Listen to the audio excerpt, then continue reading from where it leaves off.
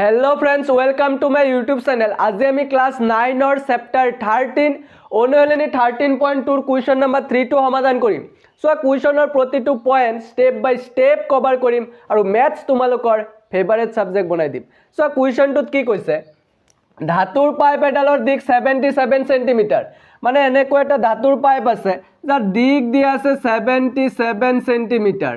सो তাৰ পিছত কি কৈছে ইয়াৰ কোনো এক প্ৰস্থছেদৰ অন্তবেয়া 4 সেন্টিমিটাৰ আৰু বহিবেয়া 4.4 সেন্টিমিটাৰ। ধৰা এনেকৈ এটা ধাতুৰ পাইপ সো যাৰ অন্তবেয়া মানে ভিতৰখিনি এই ভিতৰখিনি দিয়া আছে অন্তবেয়া দিয়া আছে 4 সেন্টিমিটাৰ আৰু বহিবেয়া মানে বাহিৰলৈকে সো এইখিনি বহিবেয়া 4.4 সেন্টিমিটাৰ দিয়া আছে। মই যদি এইটুক এনেকৈ চাও সো টপ ভিউ এনেকৈ চালে কেনেকুৱা দেখা যাব এইটুক যদি মই এনেকৈ চাও সো এনেকুৱা দেখা যাব এনেকুৱা দেখা যাব। চোৱা এই দুইটা এটা বৃত্ত সো অন্তবেয়া ভিতৰখিনি কিমান দিয়া আছে 4 সেন্টিমিটাৰ আৰু মই এইটুক আকৌ এবাৰ বনাই আছো। চোৱা অন্তবেয়া দিয়া আছে 4 সেন্টিমিটাৰ আৰু এইখিনি বহিবেয়া হ'ব এইখিনি বহিবেয়া দিয়া আছে 4.4 সেন্টিমিটাৰ। এতিয়া চোৱা কুৱেশ্যনটোত কি উলিয়াব দিছে এতিয়া তলৰ কথাকেইটা নিৰ্ণয় কৰা ভিতৰৰ বক্ৰপৃষ্ঠৰ কালি বাহিৰৰ বক্ৰপৃষ্ঠৰ কালি আৰু মুঠ পৃষ্ঠকালি। ভিতৰৰ বক্ৰপৃষ্ঠৰ কালি মানে এইখিনি ভিতৰৰখিনি আৰু বাহিৰৰ বক্ৰপৃষ্ঠৰ কালি মানে এইখিনি। তাৰ পিছত মুঠ পৃষ্ঠকালি উলিয়াব দিছে মানে ভিতৰৰ বক্ৰপৃষ্ঠৰ কালিৰ লগত বাহিৰৰ বক্ৰপৃষ্ঠৰ কালি তাৰ লগত এই ডাটখিনি আমি প্লাস কৰিলে মুঠ পৃষ্ঠকালি পাম। চোৱা আগতে আমাৰ গিভেনখিনি লিখিব লাগিব কি কি দিয়া আছে। চোৱা অন্তবেয়া যিখিনি অন্তবেয়াটো মানে অলপ বহিবেয়াতকৈ অলপ কম হ'ব সেইকাৰণে ইয়াক আমি স্মল ডি বুলি লিখিছো। সো বেয়াহক কিহেৰে বুজোৱা হয় ডিৰে বুজোৱা হয় সেইকাৰণে ইয়াক স্মল ডি বুলি লিখিছো। যেহেতু দুটা বেয়া আছে অন্তবেয়া আৰু বহিবেয়া আৰু এইটো বহিবেয়া অন্তবেয়াতকৈ অলপ ডাঙৰ সেইকাৰণে এইটো কেপিটেল ডি বুলি ধৰিছো।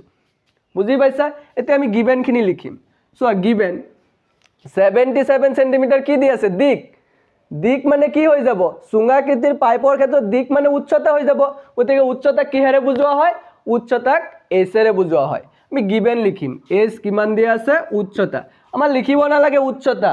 ডাইৰেক্ট আমি এচ লিখিলেই হ'ল অংক যিমান শৰ্টকাটত কৰিব পাৰা। সো এচ ইকুৱেল কিমান আছে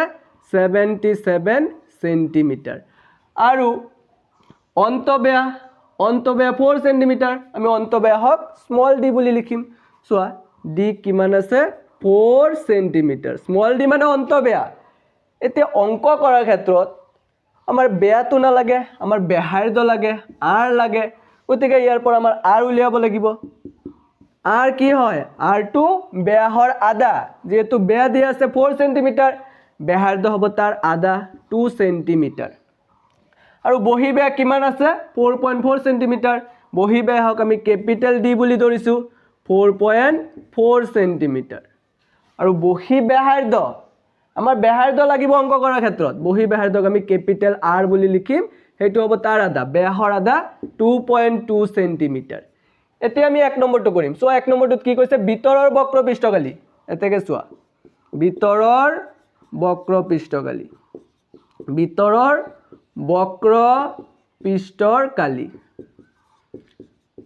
চোৱা বক্ৰপৃষ্ঠৰ কালিৰ সূত্ৰটো কি তাৰ 2 পাই আৰ এচ হয় ভিতৰৰ হক বাহিৰৰ হক বক্ৰপৃষ্ঠৰ কালি কলে সদায় 2 পাই আৰ এচ চুঙাৰ ক্ষেত্ৰত বক্ৰপৃষ্ঠৰ কালি 2 পাই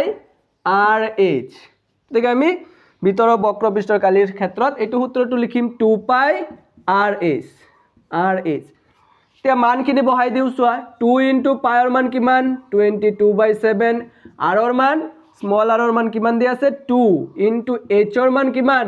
এইচৰ মান 77। এতিয়া চোৱা ইয়াত কটাকটি যায় চোৱা হাতত একবাৰ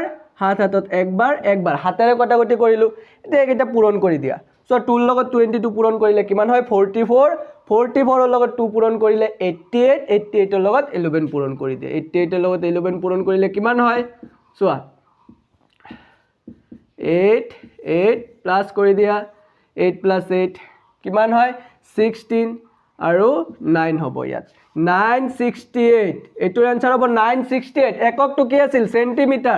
সেন্টিমিটাৰ লিখিলো। কিন্তু চোৱা ইয়াত আমি কালি উলিয়াইছো যেতিয়া কালি উলিয়াবা যিটো একক লিখিবা সেইটো স্কয়াৰ দিব লাগিব মিটাৰ লিখিলে মিটাৰ স্কয়াৰ সেন্টিমিটাৰ লিখিলে সেন্টিমিটাৰ স্কয়াৰ মনত ৰাখিবা যেতিয়া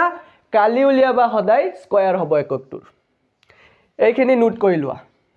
এতিয়া আমি 2 নম্বৰটো কৰিম সো 2 নম্বৰটোত কি কৈছে 2 নম্বৰটোত কৈছে বাহিৰৰ বক্ৰপৃষ্ঠ কালি গতিকে সো বাহিৰৰ বক্ৰপৃষ্ঠ কালি তে বাহিৰৰ বক্ৰপৃষ্ঠ কালি উলিয়াব লাগে গতিকে বক্ৰপৃষ্ঠৰ কালিৰ সূত্ৰটো কি 2 পাই rh সো ইয়াত এটা কথা মনত ৰাখিবা বাহিৰৰ বক্ৰপৃষ্ঠৰ কালি কৈছে গতিকে এবাৰ বহি ব্যাসাৰ্ধ ল'ব লাগিব বহি ব্যাসাৰ্ধটো আমি স্মল r ধৰা নাই বহি ব্যাসাৰ্ধটো আমি ক্যাপিটেল R বুলি ধৰিছো গতিকে ইয়াত সূত্ৰটো কি হ'ব 2 পাই ক্যাপিটেল RH আগৰটোত স্মল r এ হৈছে কাৰণ হেইটো আমি স্মল r বুলি ধৰিছিলো অন্তব্যাটো সাধাৰণতে স্মল r এ ব্যৱহাৰ কৰা হয় কিন্তু যেতিয়া দুটা ব্যাসাৰ্ধ আহি যাব আমাৰ এটা স্মল r এটা ক্যাপিটেল R বুলি ধৰিব লাগিব কেতিয়াবা এনেকেও ধৰে R1 আৰু R2 বুলিও ধৰে মই স্মল r আৰু ক্যাপিটেল R ধৰিছো সো বাহিৰৰ বক্ৰপৃষ্ঠৰ কালিৰ ক্ষেত্ৰত এই r ৰ ঠাইত আমাৰ ক্যাপিটেল R লিখিব লাগিব কাৰণ বহি ব্যাসাৰ্ধটো আমি ক্যাপিটেল R বুলি ধৰিছো গতিকে এইটো সূত্ৰ আমি লিখিম 2 পাই ক্যাপিটেল RH এতিয়া চোৱা মানখিনি বহাম 2 into pi ৰ মান কিমান 22/7 ক্যাপিটেল R ৰ মান কিমান 2.2 into h ৰ মান 77 সো ইয়াত কটাকটি যায় হাত হাতত একবাৰ আৰু এইটোত 11 বাৰ এতিয়া আমি পূৰণ কৰিম স্যাৰ দশমিকৰ পূৰণ কেনেকৈ কৰিম সো দশমিক আহিলে ধৰি লবা দশমিক নাই দশমিক নিদিয়াকে পূৰণ কৰিবা দশমিক নিদিয়াকে পূৰণ কৰি দিয়া তোৰ লগত 22 পূৰণ কৰিলে 44 44 ৰ লগত 22 পূৰণ কৰিম নট 2.2 22 পূৰণ কৰিম চোৱা 2 4 গুণ 8 2 4 গুণ 8 আকৌ এইটো 8 8 কিমান হয় প্লাস কৰি 8 6 9 তে 968 ৰ লগত 11 পূৰণ কৰিব লাগিব সো 968 ৰ লগত আমি 11 পূৰণ কৰিম কিমান হয় 6 9 এইটোই হ'ব আকৌ ৰিপিট 8 6 9 প্লাস কৰিম সোয়া 14 এক থাকিব 15 16 এক থাকিব 10648 10648 আমি দশমিক নিদিয়াকে পূৰণ কৰিছো দশমিক আছিল দশমিক নিদিয়াকে পূৰণ কৰিছো এতিয়া দশমিক বহাই দিবা কেই গড় দশমিক আছিল এক গড় দশমিক আছিল এক গড় দশমিক দি দিলো সো দশমিক থাকিলে ধৰি লবা দশমিক নাই দশমিক নিদিয়াকে পূৰণ কৰিবা তাৰ পিছত কেই গড় দশমিক আছিল হিমান গড় দশমিক বহাই দিবা এক গড় থাকিলে এক গড় দুই থাকিলে দুই গড় এতিয়া এককটো কি আছিল সেন্টিমিটাৰ আকৌ ইয়াত আমি কালি উলিয়াইছো গতিকে এককটোৰ স্কয়াৰ হ'ব এইখিনি নোট কৰি লোৱা তাৰ পিছত আমি 3 নম্বৰটো কৰিম এতিয়া চোৱা 3 নম্বৰটোত কি কৈছে 3 নম্বৰটোত কৈছে মুঠ পৃষ্ঠকালি এতিয়া মুঠ পৃষ্ঠকালি কেনেকৈ উলিয়াম স্যাৰ ভিতৰৰ বক্ৰপৃষ্ঠকালিৰ লগত বাহিৰৰ বক্ৰপৃষ্ঠকালি যোগ কৰিলে ওলাই যাব 1 সেকেন্ড চোৱা মুঠ পৃষ্ঠকালি আমি ভিতৰৰ বক্ৰপৃষ্ঠকালিৰ লগত বাহিৰৰ বক্ৰপৃষ্ঠকালি যোগ কৰিম তাৰ লগত এই ডাটখিনি যোগ কৰিব লাগিব চোৱা এইফালে এটা ভূমি আছে এইখিনি আকৌ এইখিনিও আমাৰ প্লাস কৰিব লাগিব এতিয়া আমি এইখিনি কেনেকৈ উলিয়াম চোৱা এই দুইটা এটা বৃত্ত সদৃশ এইটো এটা বৃত্ত এইটো এটা বৃত্ত মানে আমাৰ এইখিনি এই ডাটখিনিৰ কালি উলিয়াব লাগে এইখিনিৰ কালি আমি কেনেকৈ উলিয়াম চোৱা এইটো এটা বৃত্ত সৰু বৃত্ত এইটো ডাঙৰ বৃত্ত গতিকে আমি ডাঙৰ বৃত্তৰ কালিৰ পৰা সৰু বৃত্তৰ কালি যদি মাইনাস কৰি দিও তেতিয়া আমি এই ডাটখিনিৰ কালি পাই যাম তোমালোকে ক্লাস 8 ত এনেকুৱা অংক কৰিছিলা চোৱা এইখিনিৰ কালি আমি কেনেকৈ উলিয়াম ডাঙৰ বৃত্তটোৰ কালিৰ পৰা সৰু বৃত্তটোৰ কালি আমি মাইনাস কৰি দিম তে চোৱা ডাঙৰ বৃত্তৰ কালি কিমান হ'ব বৃত্তৰ কালিৰ সূত্ৰটো কি আছিল পাই r স্কয়াৰ গতিকে ডাঙৰ বৃত্তৰ কালি হ'ব পাই ক্যাপিটেল R স্কয়াৰ কাৰণ আমি ডাঙৰ বৃত্তটোৰ ব্যাসাৰ্ধ বহি ব্যাসাৰ্ধ হ'ব বহি ব্যাসাৰ্ধটো আমি ক্যাপিটেল R ধৰিছিলো পাই ক্যাপিটেল R স্কয়াৰৰ পৰা ডাঙৰ বৃত্তৰ কালিৰ পৰা সৰু বৃত্তৰ কালিটো কিমান হ'ব পাই স্মল r স্কয়াৰ সৰু বৃত্তৰ ব্যাসাৰ্ধটো স্মল r বুলি জানো এতিয়া ইয়াত চোৱা ইয়াতো পাই আছে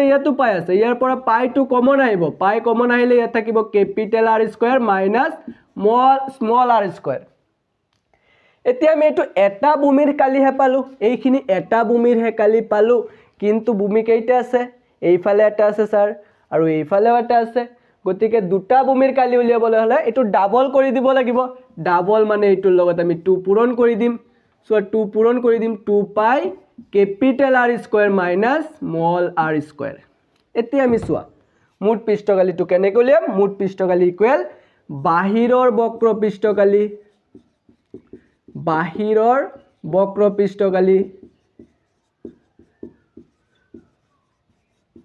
প্লাছ ভিতৰৰ বক্ৰপৃষ্ঠকালি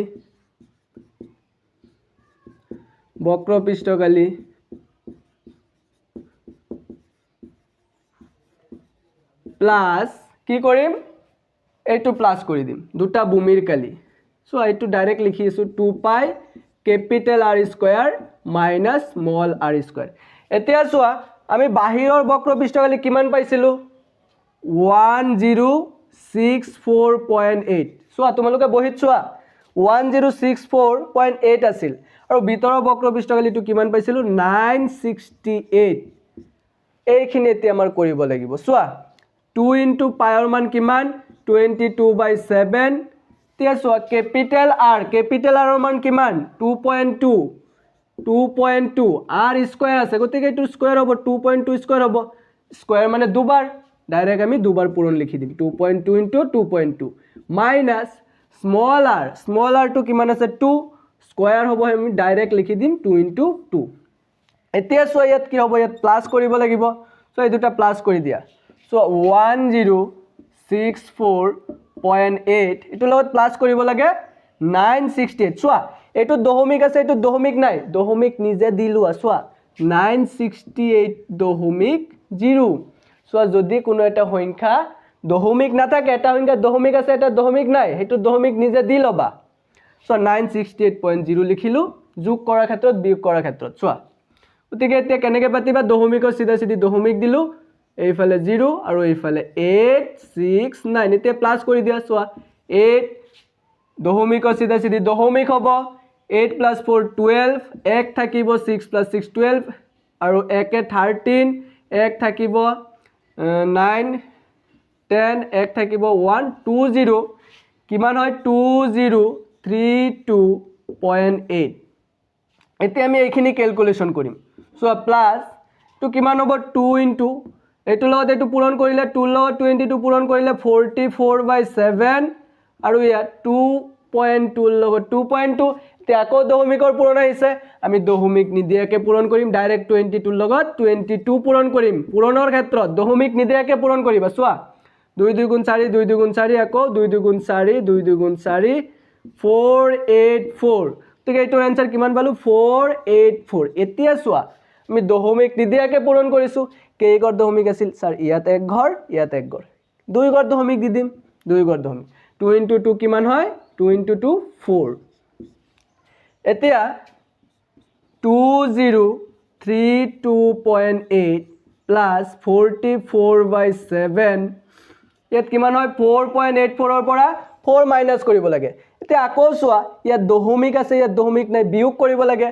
গতিকে এটো দশমিক নিজে দি লবা সো দশমিক কেইগৰ আছে দুই ঘৰ গতিকে দুই ঘৰ দশমিক দিবা চোৱা 4.84 ৰ পৰা 4 মাইনাস কৰিব লাগে গতিকে দশমিক দুই ঘৰ আছে তুমি দশমিক দি দুটা শূন্য দি লবা সো এতিয়া পাতিবা দশমিকৰ সিধা সিধি দশমিক এইফালে 4 আছে এইফালে দুটা শূন্য আছে মাইনাস কৰি দিয়া 4 আছে 4 8 আছে 8 দশমিক 4 - 4 0 গতিকে এটোৰ आंसर হ'ব 0.84 গতিকে ইয়াত আমি পূৰণ দিব পাৰো সো ইয়াত আমি পূৰণ দিব পাৰো ব্ৰেকেট না লাগে যেহেতু বিয়োগ কৰি এটা হৈ গ'ল এতিয়া আৰু ব্ৰেকেটৰ দৰকাৰ নাই এতিয়া চোৱা মই ওপৰত লিখিম বা মচি লও এতিয়া চোৱা ইয়াত কটাকটি যায় চোৱা হাত হাতত একবাৰ 84ত হাত আটত একবাৰ থাকিব কিমান